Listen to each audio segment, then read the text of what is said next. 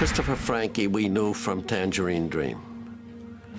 And the question became whether or not Christopher could do the kind of music that particularly Joe wanted, which was big and full. I wanted Babylon 5 to have a sense of scope and of scale.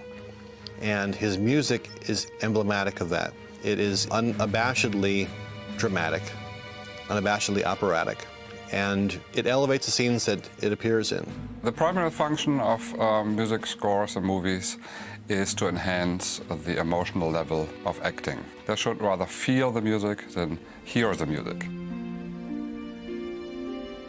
There's a lot of stuff that Chris was able to go into orchestrally that began to sound like sound effects. No! That really gave a whole different texture to the audio support of the show. He is not averse to using not just symphonic score, but found music, noises, metal hitting metal. For me, science fiction shows are much more interesting because typically I like to innovate when I write music. So that's really my home, to do a cross between sound effects, unusual instruments, and the classic orchestra. Christopher gives you an incredibly rich music score to support anything.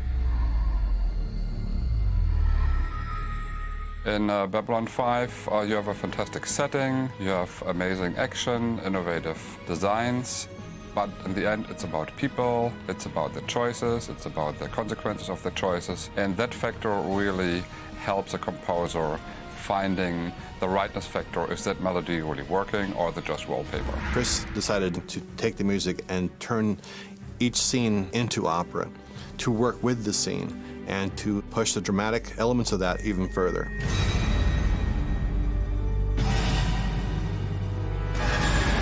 The chemistry between Joe and John Copeland and Christopher was always there. Chris is good at what he does. Get people you trust, hire him, let him go. Joe and John gave me creative freedom from the get-go. Very often I will let Christopher come up with his own motif for that, because often he's better at figuring out what that is than I am.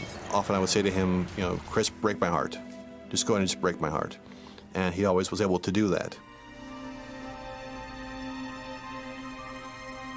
For each and every show, I have like a 2-hour creative meeting with the producers. We decide when music starts, when it stops, where it really has to play against a certain scene. So after the creative meeting, I'm going to my studio and I'm starting always with the melodic content.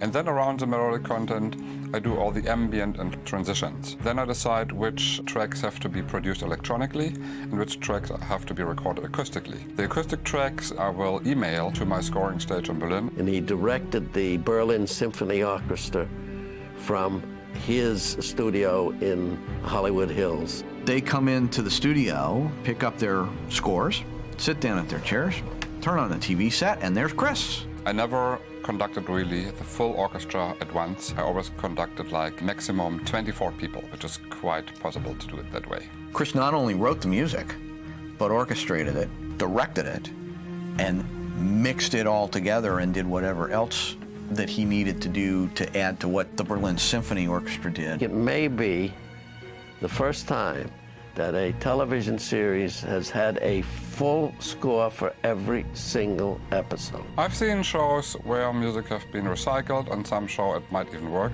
In Babylon 5, it definitely does not work. There was very little in the way of canned stuff ever used in the course of the show. In every Babylon 5 episode on average, we have 50% music. So the average is about 25 minutes of original music per show. Christopher is an interesting person to work with in that he is completely flat affect. You say to him, Chris, I need this huge, monstrous score over here, just big, big, big.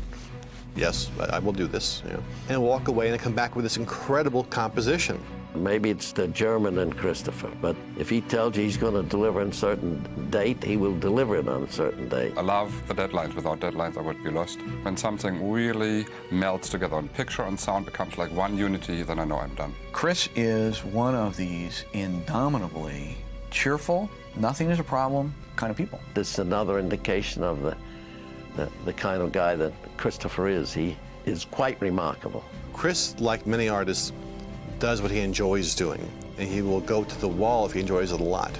The sheer volume of soundtracks that came out afterward is some testament to the fact that he really did go to the wall for this show.